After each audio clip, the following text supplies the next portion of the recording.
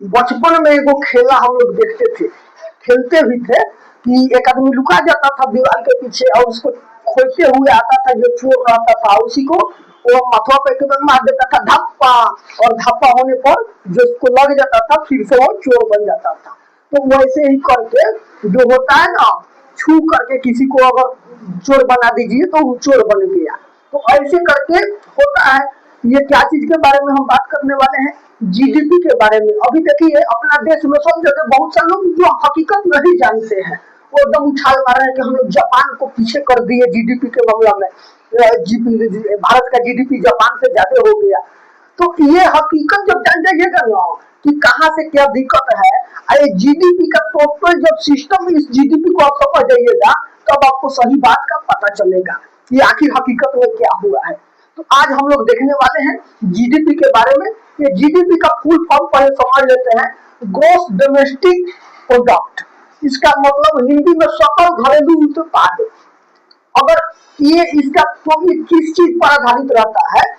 आप एक साल में मान के चलिए आप एक परिवार है, एक साल के अंदर में आपका टोटल परिवार में जो भी लोग कमाने वाले हैं सब मिल करके जो कमाए और जो बचा वही जीडीपी कहलाया। वो जो आपका बचा हुआ राशि है वही आपका जीडीपी है, उसी पर आपका पूरा सेट होता है कि जीडीपी क्या है। तो इसमें हम लोग ये देखेंगे कि आखिर ये जीडीपी का भरपाई कहाँ से देश करता है, देश में जीडीपी बढ़ता है वो कहाँ से बढ़ता है। जीडीपी जो आपका धन राशि जो सब इकट्ठा होता है तो कहाँ से होता है? तो ये होता है सर्विस सेक्टर से 50 से 55% सर्विस सेक्टर से ये जीडीपी आता है। उसका बाद में औद्योगिक और निर्माण क्षेत्र से जो कल कारखाना है वहां से आपका मोटा मोटी मान के चलिए 31 से 32% आता है। और उसका बाद में लास्ट में प्राथमिक सेवा माने कृषि उत्पादन के द्वारा जो आता है। तो यही 3-4 तो माने प्रमुख कारण है जीडीपी मजबूत होने का। अगर बढ़िया घरेलू उत्पाद है, ज्यादा उसका सेलिंग है, मार्केट में डिमांड है, सेल है, तो आपका अर्थव्यवस्था मजबूत होगा। तो किसी भी देश का मुख्य यही होता है सर्विस सेक्टर। सबसे ज्यादा सर्विस सेक्टर से जीडीपी आता है। तो जीडीपी जो बढ़ता है सर्विस सेक्टर से, तो कैसे बढ़ता है? जो विदेश में जो लोग, सर्विस का मतलब क्या हो गया पहले ही समझिए कि किसी को सेवा दिया, हम सामान नहीं दिए, किसी को सेवा दिए, सर्विस दिए। मान लीजिए कि अगर कोचिंग है तो कोचिंग में मान लीजिए कि बच्चा अगर पैसा दिया तो उसके बदले में उसको क्या मिला? सामान तो नहीं मिला, उसको सर्विस मिला, उसको सेवा मिला, उसको पढ़ाया गया। तो ये हो गया। तो ये सर्विस सेक्टर। तो अधिकांश सबसे ज्यादा जीडीपी जो बढ़ने का कारण होता है, ग्रोथ करने का जो कारण होता है वो होता है सर्विस सेक्टर से होता है। दूसरा नंबर आपका होता है औद्योगिक और निर्माण। मान लीजिए कल कारखाना फैक्ट्री में अधिक से अधिक सामान का अगर उत्पादन हो रहा है, बाहर सप्लाई हो रहा है, आयात हो रहा है, निर्यात हो रहा है, तो इस स्थिति में भी जीडीपी अर्थव्यवस्था जो है कम मजबूत होता है। उसका बाद में कृषि उत्पादन, जो कच्चा सामान का जो उत्पादन किसान के द्वारा किया जाता है और उसका मार्केट में सेलिंग होता है, तो इससे भी आपका जीडीपी का ये मुख्य 3 स्रोत हो गए। अब थोड़ा सा हम लोग देख लेंगे भारत का अभी का जीडीपी और बहुत पहले का जीडीपी और सबसे खराब जीडीपी कब रहा। टोटल जानकारी इस वीडियो में मिलने वाला है आपको। तो सबसे खराब जो था ना 1979 1979 में जनवरी ईरान में इस्लामिक क्रांति हुआ था। तो तेल का आवाजाही कम हो गया, बंद हो गया था। और उस समय में भारत में भी ना बहुत सा राज्य ऐसा था जहाँ सूखाग्रस्त हो गया था, बारिश नहीं हुआ था, जिससे अनाज नहीं हुआ था, घरेलू उत्पाद बिल्कुल ठप हो गया था, आर्थिक स्थिति बहुत तंगी में गुजर रहा था 1979 में। तो इस समय में हो गया था ना -5.2% इसका जीडीपी हो गया था। इसका कारण यही था कि सुखाड़ और तेल का संकट ईरान में जो क्रांति हुआ था। तो ईरान से उस समय में ना कौन पहलवी राजा थे वहां पर जो जिनको हटा करके खुमनेई आए, तो वो आंदोलन उसी समय हुआ था 1979 में। तो इस समय हुआ था। अच्छा, दूसरा सबसे खराब जीडीपी का स्थिति कब रहा? 1991 में। उस समय में -1.06% हो गया था। कारण था भुगतान और संतुलन के चलते जो विदेश से कर्जा लिया गया था उसको चुकाने के चक्कर में उस समय में ऐसा व्यवस्था आया था। विदेशी उधार चुकाने के कारण राजकीय कोषों में व्यापार के घाटा, हर एक राज्य में घाटा हो रहा था और केंद्र सरकार उसको पूर्ति कर रही थी। तो उस समय में दे रहा था, उस समय में खजाना खाली हो गया था, खजाना का स्थिति बहुत खराब था। 1991 में।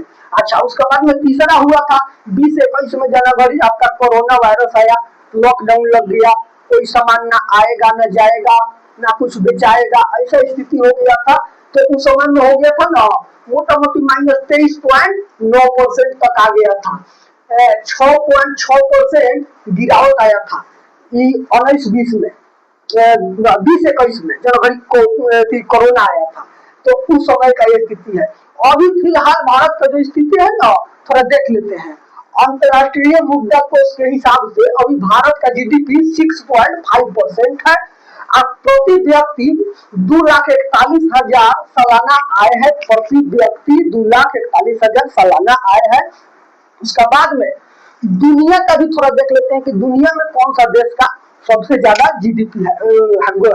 तो अमेरिका का देख लीजिए 27 लाख करोड़ जीडीपी है। चीन का देख लीजिए 17.3 लाख करोड़, जर्मनी का 4.5 लाख करोड़, वहीं पर देख लीजिए जापान का 3.6 लाख करोड़ और यूके यूनाइटेड किंगडम का 3.5 लाख करोड़, भारत का 3.4 लाख करोड़। तो ये आप देख लिए कि दुनिया में अब हम लोग अभी फिलहाल तुरंत करेंट में जापान से हम लोग आगे बढ़ गए हैं। भारत का जीडीपी, तो जापान का जनसंख्या बहुत कम है, छोटा सा देश है जापान। जापान में तो भारत का 140 करोड़ से भी 140 करोड़ से भी ज्यादा यहाँ का जनसंख्या है।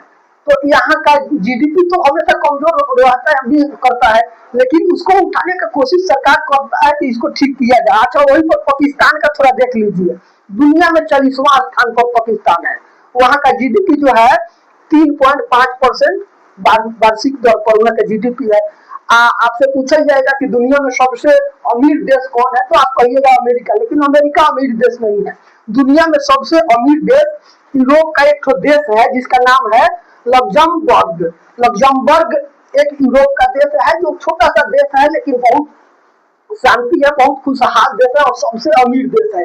वहां पर सरकार जो है बस फ्री कर दी है, ट्रेन फ्री है, आप काम कम करते हैं, पैसा ज्यादा मिलता है, मिनिमम सैलरी 4 लाख है। अगर चला गया काम करने तो वहां पर मिलता है। तो वो बहुत खुशहाल देश है। सरकार बस अगर फ्री कर दी तो जिसके कारण का हुआ लोग को गाड़ी खरीदने का जरूरत नहीं पड़ता है।